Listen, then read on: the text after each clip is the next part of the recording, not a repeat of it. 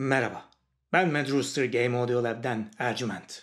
Öğretirken sevindiren, ücretsiz sesler verdiğimiz video serimizin ikincisinde fütüristik bir silah sesi yapacağım ve bu sesi size hediye edeceğim. Wolfenstein, Doom, Quake, FPS oyunlarını her zaman çok sevmişimdir. Bu oyunlarda en çok duyduğunuz şey nedir? Tabii ki elimizde tutup sağa sola mermilerini, enerji dalgalarını, lazerlerini ve içinden çıkabilecek, çıkamayacak ne varsa düşmanımıza yağdırdığımız silahların sesleri. Şimdi hazırlayacağımız ses için Doom 3 oyunundan bir silah seçtim. Plasma Rifle. Sesimizi bu video üzerinde hazırlayacağım ama oyundaki sesin aynısını yapmaya çalışmıyorum.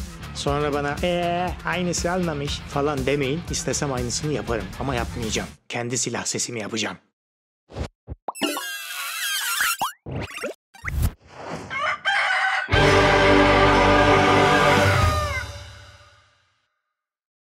Önce bir iki ses kaydedelim. Gitar çantası. Silah sesi tasarımında çok önemlidir. Mutfak el mikseri. Olmazsa olmaz. Bu sesler üzerine bazı modifikasyonlar yapıp üzerine sentetik sesler ekleyeceğim ve sonucu hep birlikte göreceğiz. Haydi başlayalım. Kaydettiğimiz el mikserinin orijinal sesi biraz uzun. Önce bunu biraz kısaltalım.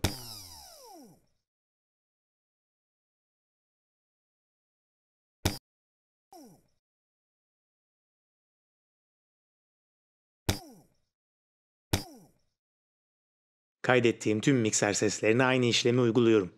Bu katman silahımıza deşarj olma etkisi verecek. Böyle enerji birikmiş de bir anda salıyormuşuz gibi. Equalizer'la gövdeyi biraz büyütelim.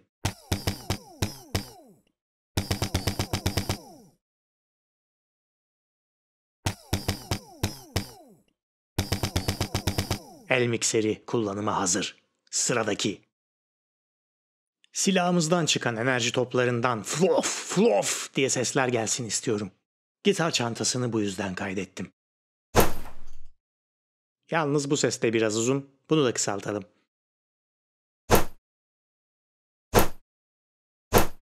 Grup kanalda Equalizer'lar ve Xfer Records'un ücretsiz plugin'i OTT ile şişkin bir ton elde ettik.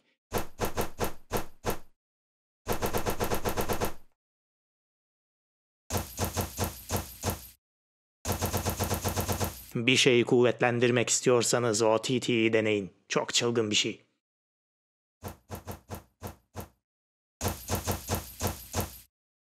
Bir silahtan kurşun değil de lazer ya da enerji gibi bir şey çıkıyorsa o silahın ses tasarımında kullanılır. Duyduğunuz gibi ağzımla yapabiliyorum aslında ama ben synthesizer'ımı kullandım.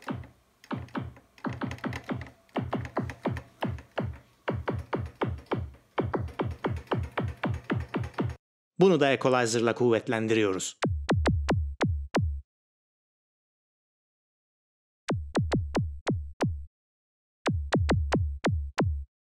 Belki silahımızla ortaya saçtığımız bu sevimli enerji toplarından düşük frekanslı bir homurtu da geliyordur. İsterseniz şuraya Logic'in stock synthesizer'larından Alchemy ile mutlu mutlu homurdayan bir katman yapalım. Bana preset olarak sunulan bu seste hiçbir değişiklik yapmıyorum. Bakın ne kadar da güzel mırıldanıyor. Bence çok güzel oldu. Hazırladığımız katmanları üst üste ekleyelim. Bakalım nasıl duyulacak.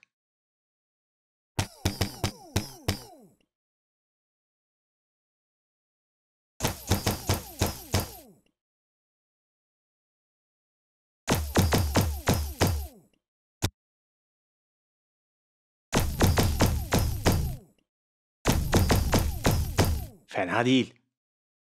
İkinci silah modunda sadece mikser ve gitar çantası katmanlarını kullandım.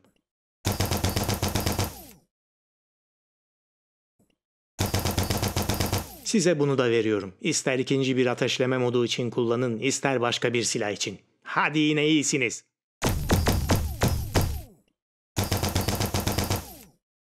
Aşırı ısınmış iyonize gaz toplarımız bir yerlere sessiz sedasız çarpmayacaklar tabii ki.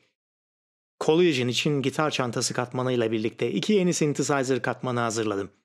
Biraz Beat Crusher ve biraz da Reverb ile işi bitirdik. Buyurun güle güle kullanın.